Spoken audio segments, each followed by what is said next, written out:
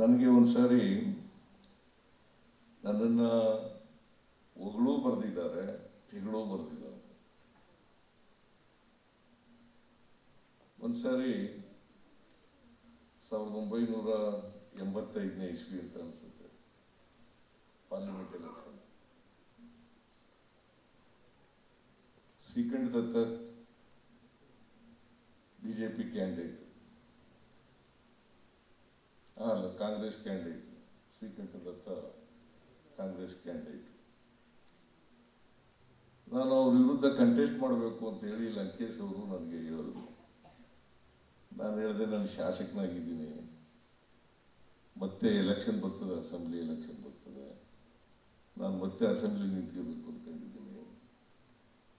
ಅಷ್ಟೇ ಮಂತ್ರಿ ಆಗ್ಬಿಟ್ಟಿದೆ ನಾನು. ನೀನೇ ಕಂಟೆಸ್ಟ್ ಮಾಡಬೇಕು ಅಂತ ಹೇಳಿದ್ರು. ಆಮೇಲೆ ನಾನು ಹೂ ಅನ್ಕೊಂಡು ಹೋದೆ. ಆಮೇಲೆ ಕಂಟೆಸ್ಟ್ ಮಾಡಲಿಲ್ಲ. ಲಂಕೇಶ್ ಪತ್ರಿಕೆಯಲ್ಲಿ ಬರೆದ್ಬಿಟ್ರು, ಸ್ಪೀಡ್ ಗುಲಾಮ ಮಾಡಿದ ಮೋಸ.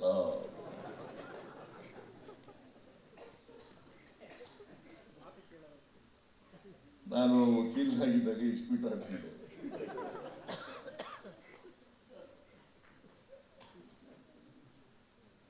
ಅವರು ಅದಕ್ಕೆ ಅದನ್ನು ತಿಳ್ಕೊಂಡಿದ್ರು ಅನ್ನೋ ಕಾಣಿಸುತ್ತೆ.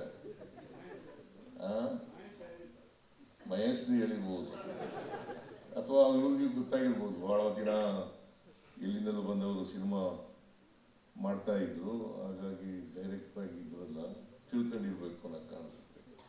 ನಾವು ಶನಿವಾರ ಭಾನುವಾರ ಬಂದಾಗ ಕಾರ್ಡ್ಸ್ ಆಡ್ತಾ ಇದ್ದರು ಭಾರತ್ ಸೊಸೈಟಿಯಲ್ಲಿ.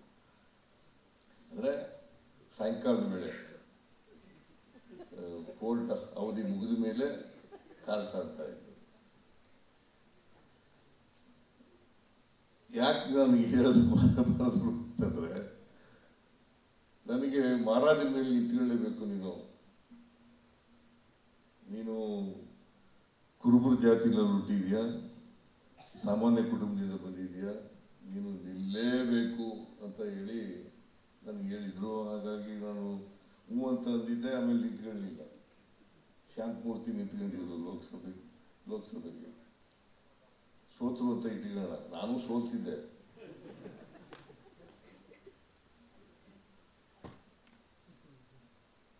ಆಗ ಇನ್ನೊಂದು ಪ್ರಕರಣ ಏನಪ್ಪ ಅಂತಂದ್ರೆ, 94-95ರಲ್ಲಿ ನಾನು ಹಣಕಾಸು ಮಂತ್ರಿ ಆದೆ. ಆಗ ಲಂಕೇಶ್ ಪತ್ರಿಕೆಯಲ್ಲಿ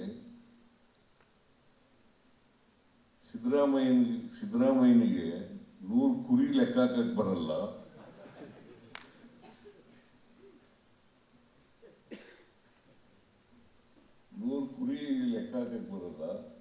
ಇವರು ಈ ರಾಜ್ಯದ ಹಣಕಾಸಿನ ಲೆಕ್ಕ ಹೆಂಗ ಹಾಕ್ತಾರೆ ಅಂತ ಹೇಳಿ ಬರೆದ್ಬಿಟ್ಟು,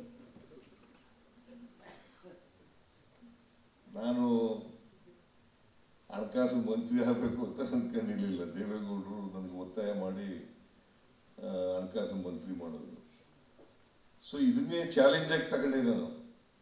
ಈ ಲಂಕೇಶ್ ಪತ್ರಿಕೆಯಲ್ಲಿ ಇರ್ತಲ್ಲ, 100 ಕುರಿ ಲೆಕ್ಕ ಹಾಕಕ್ಕೆ ಬರಲ್ಲ, ಬಹುಶಃ 100 ಕುರಿ ಲೆಕ್ಕ ಹಾಕಕ್ಕೆ ಬರಲ್ಲ ಅಂತ ನಾನು ಕುರುಬರವನು ಅಂತ ಕಾರಣಕ್ಕೋಸ್ಕರ ಬರೆದಿರಬೇಕು ಅಂತ ಅನ್ಕೊಂಡಿದ್ದೀನಿ ನಾನು. ಹೆಚ್ಚಿನ ವಿಡಿಯೋಗಳಿಗೆ ಪ್ರತಿಧ್ವನಿ ಯೂಟ್ಯೂಬ್ ಚಾನೆಲ್ ಸಬ್ಸ್ಕ್ರೈಬ್ ಮಾಡಿ, ಬೆಲ್ ಐಕಾನ್ ಕ್ಲಿಕ್ ಮಾಡಿ.